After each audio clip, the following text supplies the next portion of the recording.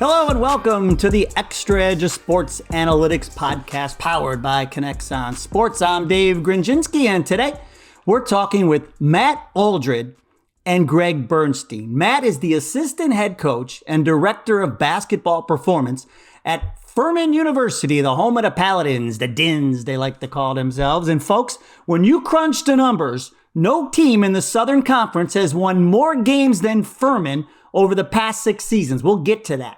Greg is a trained data scientist who specializes in sports and performance data. He works very closely with Coach Aldred and the Furman basketball program. First of all, let me thank you both for joining us on the Xtra Edge podcast. Thanks for having me, Dave. Appreciate it. Appreciate it, Dave. Pleasure to be here. Looking forward to it.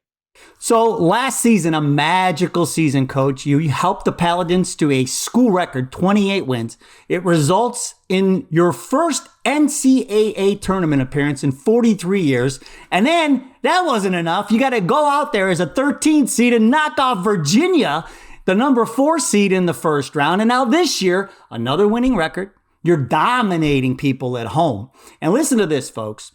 During Aldred's 6 years with the program, Furman has posted a 129 and 56 overall record, which is the best of any Southern Conference schools. And I'd like to think the analytics have a little something to do with it, right? So now on this podcast, we like to talk about how coaches collect sports data and analytics and then use it to get insights and take action, or data, insights, and action. So Matt, let's start with the data. How does a soccer player from England discover the power that sports data provides basketball players and coaches? Great question. I want to definitely preface with the winning record and stuff. We have phenomenal players, amazing coaches, as every support staff member, strength coach, athletic trainer will say. I have never played for Furman. Good that I haven't, because I suck. So we've had some really good players. So credit to them with that. The data piece has been huge for us the last, I think Greg and I were talking, I think maybe 4 seasons we've had it now, since the COVID year we first had it. And I think honestly, how I kind of came out here is fairly long-winded, but I'll say that I think the college athletics system is the best in the world in the US. And having experienced it as a D2 athlete, been at home for a couple of years as a semi-pro athlete, soccer player, I knew I wanted to get back out and work with really high-level athletes and impact kind of young men and women in their kind of college years. So kind of ended up at Furman. Blessed to be here, 6 years here with an incredible coaching staff, group of players, great culture. And within that, we have kind of a marginal gains approach to performance and trying to get every edge we can to improve every aspect of basketball performance. And kind of data has been a big area of that. It's actually kind of fortunate you talked about SoCon a lot there. We saw one of our rival teams using the product a while ago, and caught my head coach's eye and definitely caught my eye. So during that COVID year, I looked at 3 of the top companies in this space, and I chose KINEXON, and it's been the best decision we've made from a performance standpoint.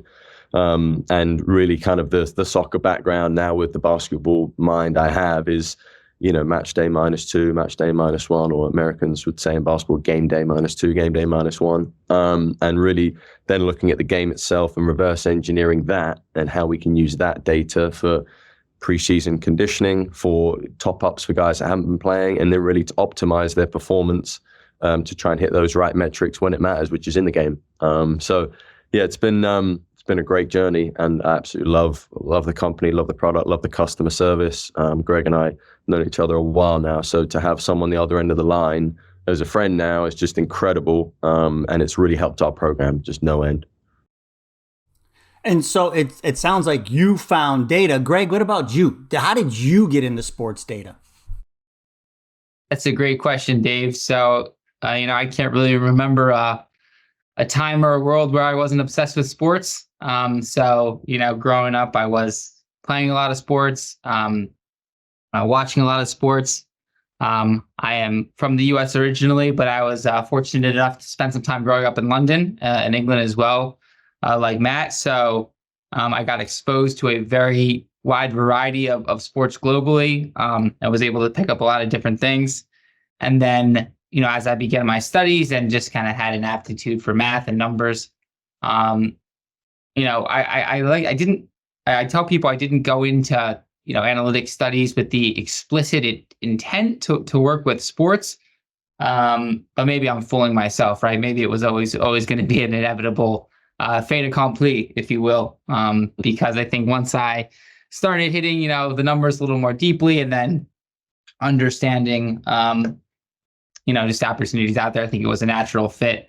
But I do like to think that helps me in a sense in my kind of just way to relate to teams, whether it be teams or coaches, or taking an approach, is that I definitely do come from a fan / athlete perspective first, having always been active at sports. I played club sports in college, and just having a passion for the game. I feel like I've been able to approach it from that standpoint of understanding the ultimate goal at the end of the day, and understanding the emphasis and where you have to keep your focus on, and how we can use this data as a tool to help us succeed. And I think that's a theme we'll see come up kind of repetitively here, perhaps in this conversation. And one reason that Matt's been able to be so successful is, I think that's a concept he really understands as well, which is that, we use the analytics as a tool, as part of a bigger picture in a program, to help improve and optimize the conditions for being successful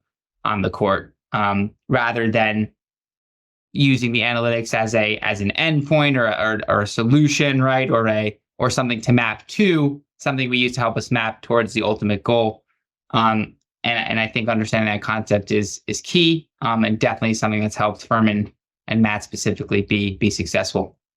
So let's talk about the data. And one thing that I like to do, somebody coined a phrase and I stole it. It's called the metrics trifecta, because I think sometimes coaches look at this and they say, oh, you can tell them, oh, we could give you hundreds of metrics. And you're like, well, I don't, I don't even understand one. How am I going to track 100 metrics? So the phrase that was coined is the metrics trifecta. And so Matt, let's start with you. Over the years, and I know you two have been working together, so you can attack this question together, if you want.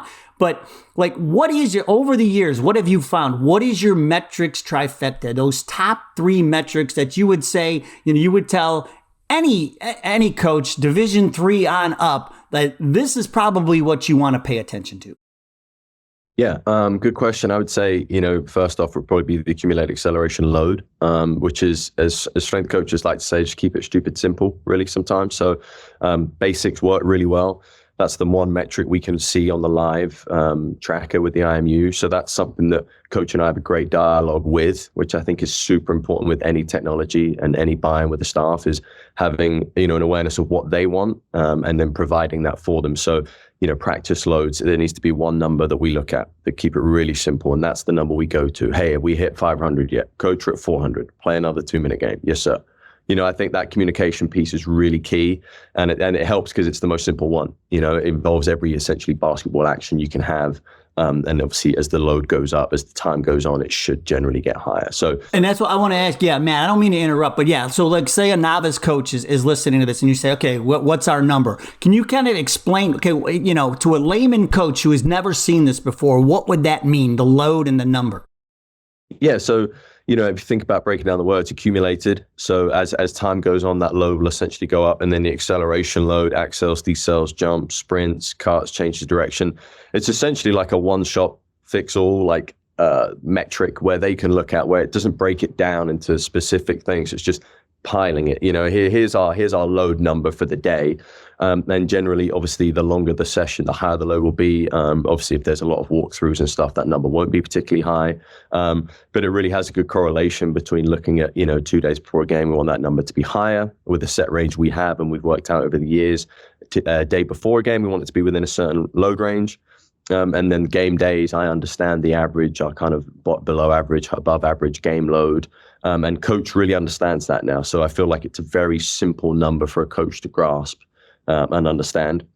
And then I'd probably say the second one related to that, so if the accumulated acceleration load is the volume, let's say that volume metric we look at, and then we look at accumulated acceleration load per minute, which is more the intensity metric. And the way we tag the games, we do a really good job tagging the live. It's funny, we talk about using the system. We first had it during COVID, where I'm on the bench and I've got ample space around me, so I can have a seat in front of me, and I can, well, it's the first time I've used this system. Why wouldn't I try and tag it in the game? You're able to.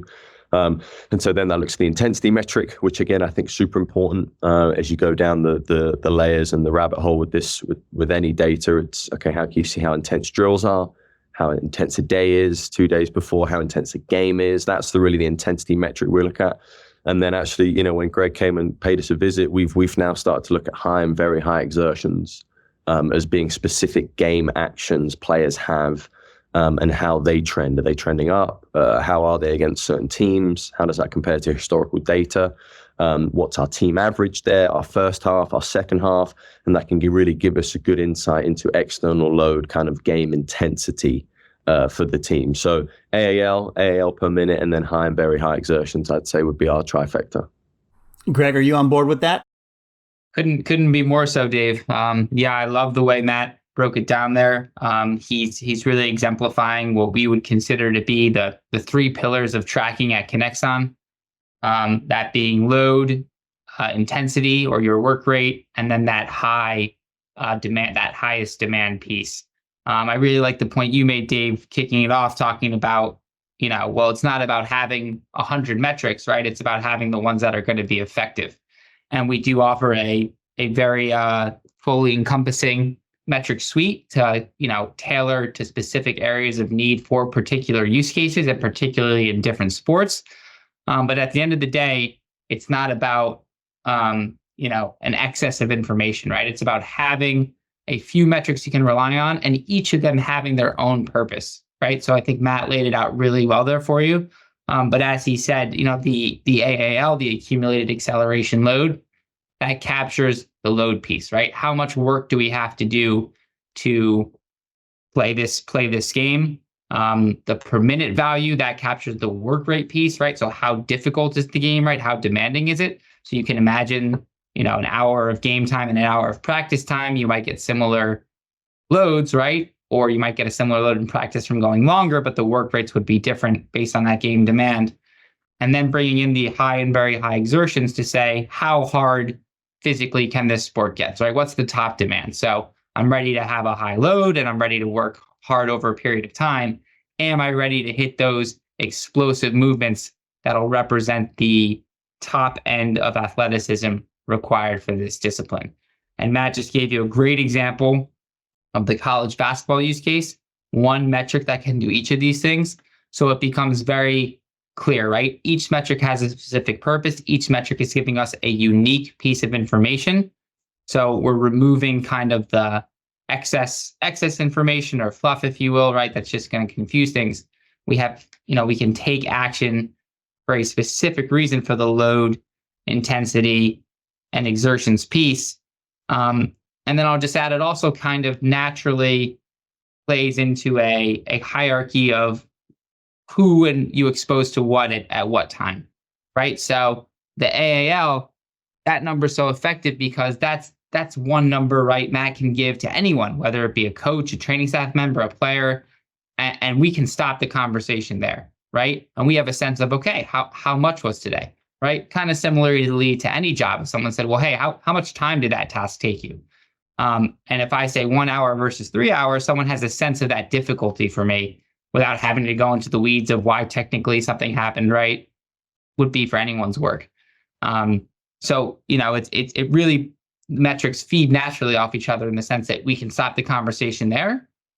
Or if there's a different use case, we can say, okay, well, here was the load, but the intensity was off today, looking at that per minute, then going to the exertions, right? It kind of follows that path as well. And you can see how it's kind of a natural flow, the data providing the insights, because, you know, they're almost married together. But Matt, going back to you, as far as the insights are concerned, I heard you talk about the hamstring and how important it is to preventing injuries in basketball. I'm just curious, you know, and if it all ties together, you know, I'm hoping it does. But has the data strengthened your thought on that, the hamstring and preventing injuries, or preventing injuries in general? Yeah, I think it's an interesting point about hamstrings. You know, I would say this: we're fortunate at Furman to have kind of three people behind the scenes here, and I'll just name them real quick. Justin Chapman, my assistant, Caleb Rickard, who's one of our student managers, who was a math major, and then we've got Jarrett Petrus, who's kind of an external source who's been working on an AMS for us. And with that AMS, we're kind of looking at, we've got a lot of our KINEXON data in there, and we're looking at kind of acute chronic workload ratios, as well as kind of intensities of how we start and, second halves and first halves. But also we're looking at kind of percentage of max speed. And, the IMU compared to the LPS isn't as accurate. We know that. But for us, like still want to use that. I still want to use that as a metric to kind of see, okay, are my guys hitting a max speed on that Monday session? And are they hitting it in the game? Because obviously it's a quality. If you don't train it, you lose it. And obviously you want to expose yourself to as high max speed as you can to keep them quick, to keep them fast going into February and going into March. So, with the hamstring kind of injury rates, we try on a Mondays to really hit a top speed, max speed kind of rep at the end of the warm up. So after I've got them warm, it might be a half court, which I know is kind of like getting to 3/4 max speed. But, in practice, maybe a 5 or no, we'll try and get them to that max speed. And then I can look at that on the Power BI that Jarrett's created and see if that pairs up well. Because I think that's something that's very protective over the course of a 5-month season. I'm not going to do it in the weight room with them, but on the court, obviously they're hopefully going to get to a high speed in a game. We have to make sure we hit that in practice. So yeah, that metric has definitely been, if you said, what's the latest one I'm kind of deep diving on or having a look at, I do look at max speed, yes, and then practice and in games to see, is it trending up, is it trending down? What do we see positionally with that metric? And you don't have to name names, but I mean, are there examples that pop into your head? You're like, man, he would have never made it back as fast as he did if it wasn't for the data and the insights that we had, or we wouldn't have been able to make the run like we did at the end of the year last year if it wasn't for like I said, you don't have to name names, but do you have examples of that in your head? Yeah, I would say, one that sticks out a couple of years ago, we had an athlete came into us and he hurt his wrist.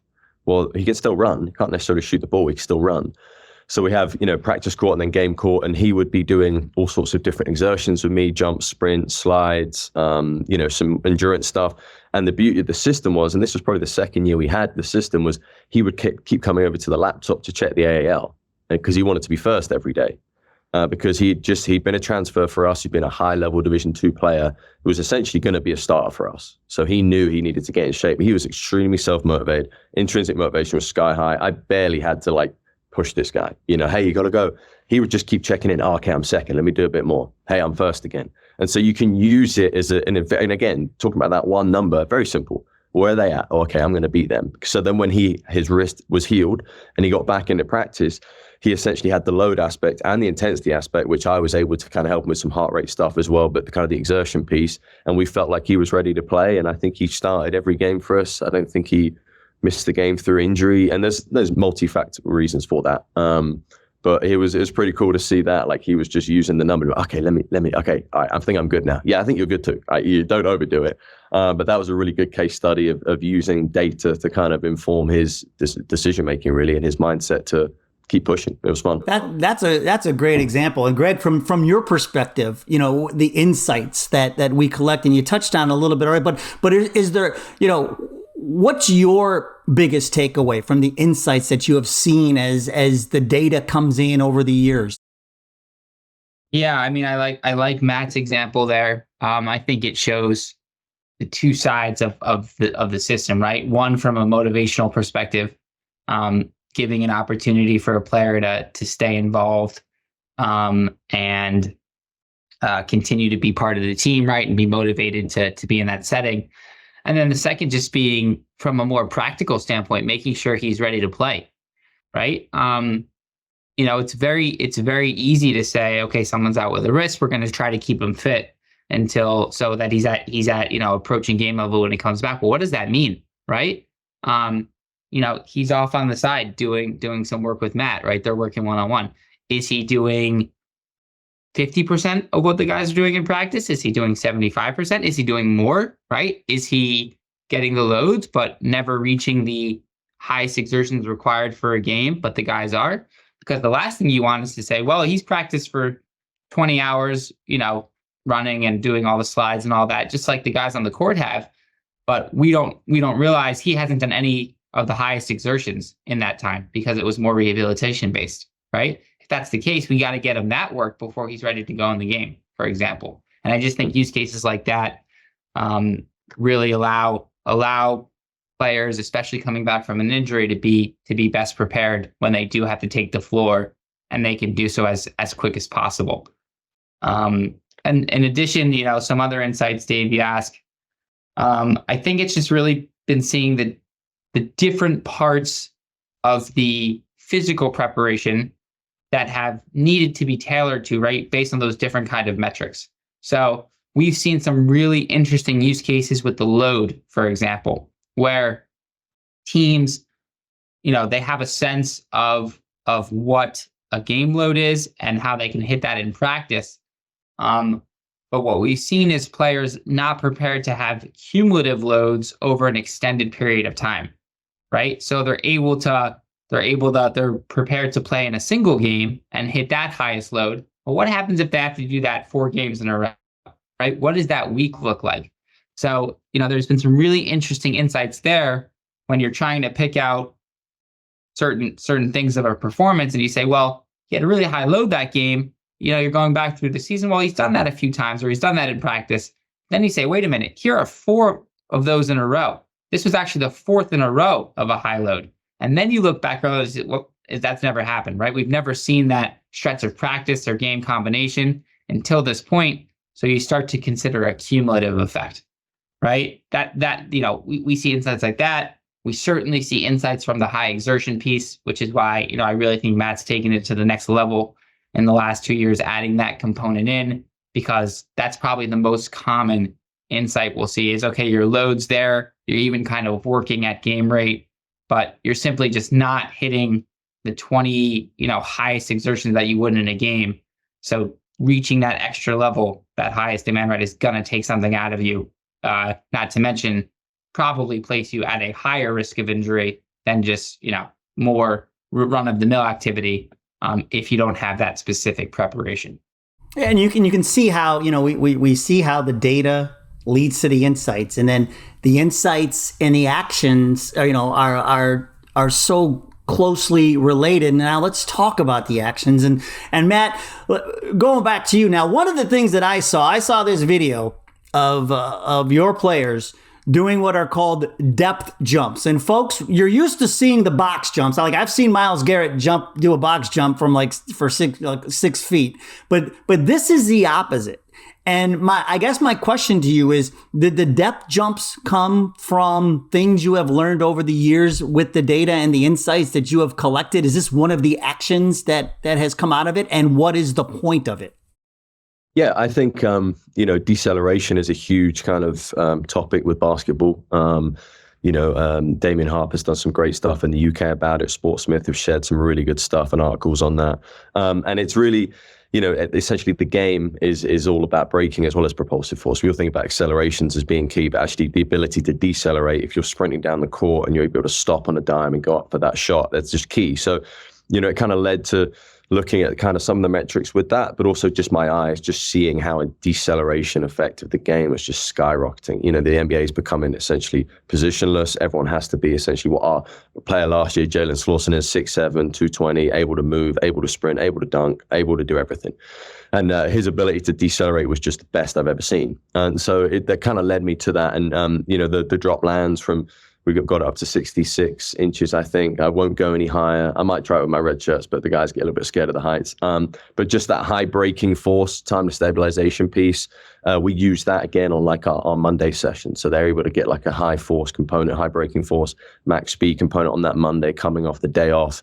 Essentially, that's our biggest training day, because every other training day other than that is essentially after a game or day before a game. And so this is the only one where it's 2 days before. So that's kind of been, we talk about the data and the action, the insights. It's, how can we use, KINEXON as well as other technology pieces we have to kind of just form the most holistic S&C program we can.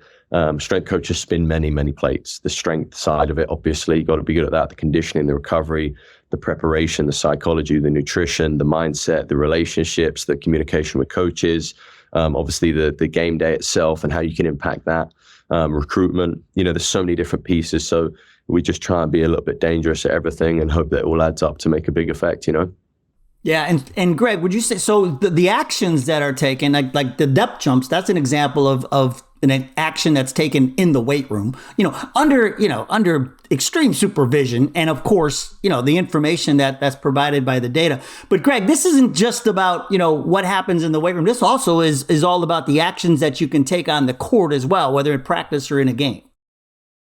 100%, Dave. And I think that's a really important piece of this is how do we bridge the gap from having this discussion here to having a tangible effect and improvement on the product on the floor. And that kind of circles back to the original theme of I started with of understanding where this fits into the bigger picture, right? Understanding that this system is a tool to assist, right? And understanding that this tracking, performance tracking is used to gain, some particular insights we can to make small adjustments that are just going to help us optimize the probability of the athletes playing as well as they can under optimal conditions, and subsequently winning. We do have some tools we like to help you with at KINEXON. We really like to try to break things down by drill, so you can understand the difficulty of each drill from a performance perspective. So you can give that feedback to a coach, and if they are looking for lower or medium or more difficult practices from a physicals perspective, you can be more specific when say, what drills we think will get us there. But yeah, that's part of the reason why it's been such a pleasure to follow Matt's journey and the Furman University journey, to see how they've had, taken those actions, because Matt has done such a good job of, working so diligently and thoroughly behind the scenes to collect the data, but then phrasing that into something where the coaches, they buy in and the coaches are on the same page, and then it can be used to affect how they're preparing. And the example that comes to mind for me is, Matt, I remember we go back to year one, we were spending so much of the focus was just on data collection, right? We were just collecting data, getting a baseline, and then as we journeyed through those first 2 years together, we picked out that one really key period of play where the practice load demands were getting really high before the conference tournament. And so that was somewhere, I'll let Matt speak to a little more, but that was somewhere where Matt was able to take action, right? And approach the staff and say, hey, we had a great season, performed at a high level. Look at how this trajectory of loads went, right? Where we actually peaked with our highest practice loads right before a conference tournament situation. What action can we take from that? Well, in subsequent years, right, we can oscillate the season more and shift those higher loads a little earlier in the calendar so we get exposure to them. And then we allow the guys to recover and stabilize a little before peaking again in that conference tournament and beyond, which you led with, Dave, the incredible and unforgettable win against Virginia in the tournament last year. So that's always a great example for me of how the action comes in. That's awesome. And, as we kind of round third and head home here, I'm just wondering, and I can't wait to hear the answers from each of you, since you've been working together so long and you've kind of grown, with the data over the years. Is there anything that's still missing, whether it's from the technology side or maybe the metrics side? And Coach, we'll start with you. Is there anything that some days you come in and you go, boy, I really would like to know that? Yeah, I think it's a really, really great question. And I think the answer is probably in us attempting to get the LPS at some point so we can really get the most accurate metrics, like with... And what are you using? You're using IMU right now, correct? Yeah. So then we can essentially, really look at, you can overlay almost the film, right? Because I think that's how can you overlay coach's eyes, the film, so the subjective, what you're seeing with the quantitative, right? The numbers, the data. And if they hit, a max speed, well, what action in the game was that max speed? Was it a game-defining play? That's great for a player to know that. Man, it was a tip, it was a steal, it was a breakaway dunk, and we won the game off that. And you hit max speed. Like all the training led up to that moment. How can we overlay those two pieces together? I think that would be kind of the biggest future project for us. And, really, it's just been an incredible, we've done this, like I say, for 4 years. And I just say, I can't, thank Greg enough for the back and forth we've had. And I would just encourage this for coaches as well, if you're listening, if it's year 1 or if it's year 2, 3, 4, whatever, but, like, be proactive with it. I think this is where the industry's going, is being more technology based. My job is a strength and conditioning coach or head of performance, but, that really, like I said, you spin many plates. Don't be stuck in the weight room. Like, really use that technology piece, because really, you mentioned the wins and losses. Like, I don't contribute to that in a big way, but everyone on the staff contributes to it in their own way. And I'm lucky I have a head coach that really loves data himself with all the basketball analytics. Well, it makes sense. I should probably give him some analytics and data from my side of things, performance after a game, win or lose, looking at effort, looking at how we start. Because, when I hear that in pregame talks, when I hear that in post-game stuff, or he's talking to the team in film, he's showing them certain parts of data, like, that's very rewarding. And I would say to Greg's point about that kind of week before the tournament a few years ago, like, I was just ready. I was ready with some data to present to him. And he kind of approached me. We were in an away game the week before the tournament. He said, "Hey, I'm thinking about doing this." And I said, "Coach, let me show you something real quick." And I showed him some data that Greg had beautifully visualized for us. And he was like, that's all he needed. He was like, "Yep, so we're doing that." And we've done that the last few years. That plan worked really well for us. So I think it's just, I have a saying, I think it's just probably it's when I'm at work, I work, and there's a lot of things you have going on. But what's really important, and I think this has been really important for us, so why not try and be really good at it and keep learning about it? And last thing I'd say with Greg is, the NBA insight I'm able to kind of hear and pick his brains on is really important. It's important for some of my players that want to play in the NBA. It's important for my head coach to hear that. So that relationship piece is absolutely 2 ways, and I love everything about it. And we're going to continue to try and keep pushing the envelope. I'm excited for the stuff that, Greg will be kind of talking about soon, I'm sure, with the new IMU features, and to be able to hear that kind of, early is just awesome for me, and it's great for Furman. So everyone wins in this situation. Or hopefully we can get Greg to stop blushing long enough to add to that. So Greg, is there, like, what do you think? Is there anything still missing, or is there just something that you want to add to what Matt just shared? I was going to say, Dave, I thought this was going to be the one call of the day where I didn't have to talk about what we needed to do with the product, just what it already did. Sorry. That's the rest of, that's my next 8 hours. Okay. But no, you're absolutely right. We still feel like we're in our infancy here, right? That we have a long way to run. I see a lot of features and capabilities that I hope we can add all the time, that we're always focusing on. I think Matt hit on some of them nicely. I'd say the number one thing that stands out to me with the IMU system, particularly for the college game, is gaining reliable in-game estimates, right? So when it comes to NBA data, we have standardized game clock running only data sets over a decade now. So we have a very thorough understanding of what the demands are of NBA basketball.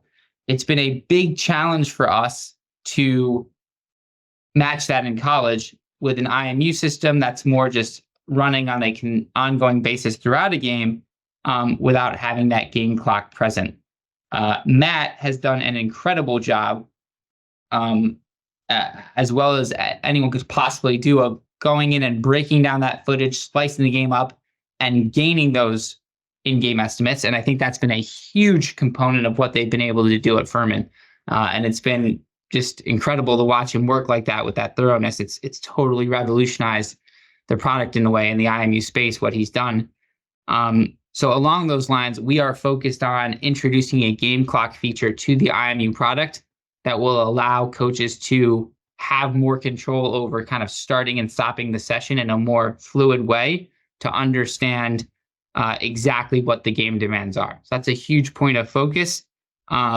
We're excited to release that, very shortly for next season. But we will have some room to run there, right? It's by no means going to be a completed feature. We want to get those game requirements as clear as possible, because at the end of the day, that's the number one application of the system, right? Use training time where you have flexibility and control to prepare for the game, to be prepared for what you need to do in competitive play.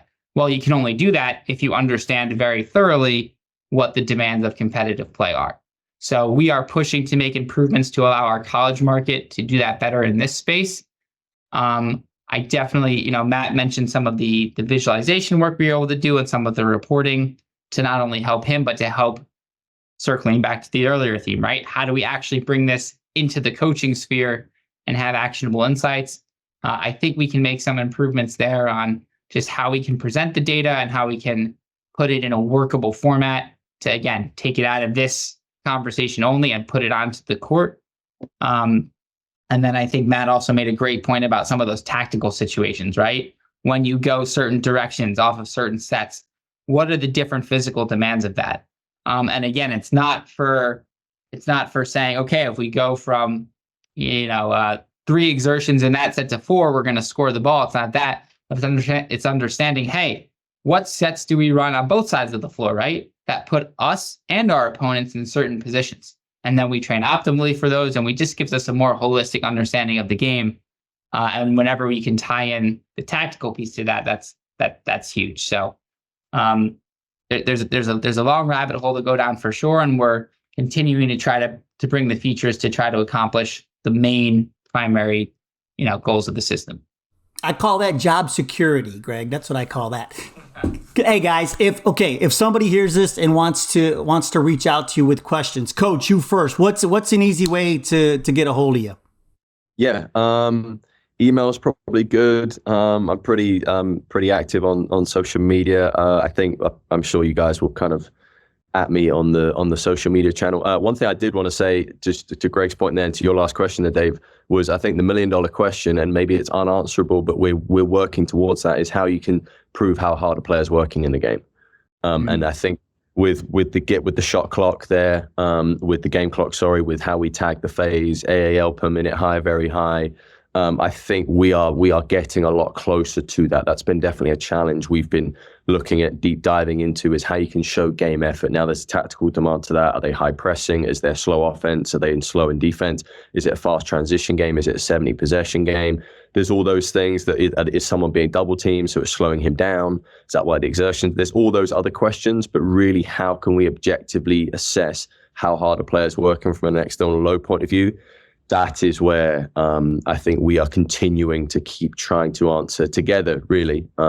And that's the beauty of this, is keep going back and forth with answers to that. So if anyone's got a good insight into that, please hit me up. I want to know that. And let's kind of collaborate on how we can get to that. But yeah, social media, email, LinkedIn, whatever, Dave. I'm an open book. You go viral all the time. Greg, what about you? Yeah, open book here as well. I keep a low profile on social media. I try to stay out of the fracas. I'll leave that to the good-looking, charming guys like Matt here. But yeah, no, email, and the cell phone as well. It's always good to just have a conversation, right? So the line's always open, text or call. Matt and I have we started our relationship like that, right? Where it was just we were able to connect and have just conversations, which is always more helpful than writing things back and forth. And that's developed into not only a great professional relationship, but also a friendship as well, which is tremendous. And yeah, just we're just scratching the surface, right? We could say on the air here for hours talking about all this different specific use cases. But just big credit to Matt for being an expert user and a dedicated user of the product. And I think everything he talked about today, he's really gotten out of the product by that time he's put in, so where it just had to start with data collection in the beginning, every year's been better and better, to put it short, right? And I think he's just done such a great job on keeping to tie that theme all together, keeping that focus on what's the impact we can have with the performance tracking, right? Where does this play a role? Whether it be identifying which period of the season has the highest lows, whether it be comparing the game exertions to the practice exertions, right? Where does that, whether it be comparing the hardest drills, where does that system have an effect? And so if there's any coach out there, I think, looking to understand how to use their data better and how to leverage it within the confines specifically of a collegiate program, I couldn't think of anyone who's been a better user, a more successful user, and someone they'd be better off having a conversation with than Matt here. And I know I've learned as much from him over the years, if not more, than he might have learned from me. So big credit there. And just excited to see what's next. We're going to keep it rolling. Well, in addition to that depth jump video that's on Matt's Instagram, there's also a great video of Greg and Matt kind of collaborating on the data with Furman head basketball coach Bob Ritchie, and it's on the KINEXON Sports website. But if you just Google Matt Aldred KINEXON Sports or something along those lines, you'll find it. But it kind of takes you behind the scenes of the conversations that happen with strength coaches or directors of performance, and then you throw in the scientist, going to the coach and kind of breaking it down and explaining it to him. So guys, this has been extremely enlightening and everything that I had hoped it would be. I can't thank you enough for coming on the Xtra Edge podcast today. Thanks, guys. Appreciate you. Pleasure. Thank you. And again, remember, folks, if you know a coach who's doing great things, winning games, and doing it with sports data and analytics, we would love to hear about them. We may even ask them to be a guest on a future podcast. You can find us on Twitter and Instagram at KINEXON Sports, or look for us on LinkedIn at KINEXON Sports and Media. Remember, we want you to innovate the game by collecting the data, getting those insights, and turning those insights into action. We'll see you next time.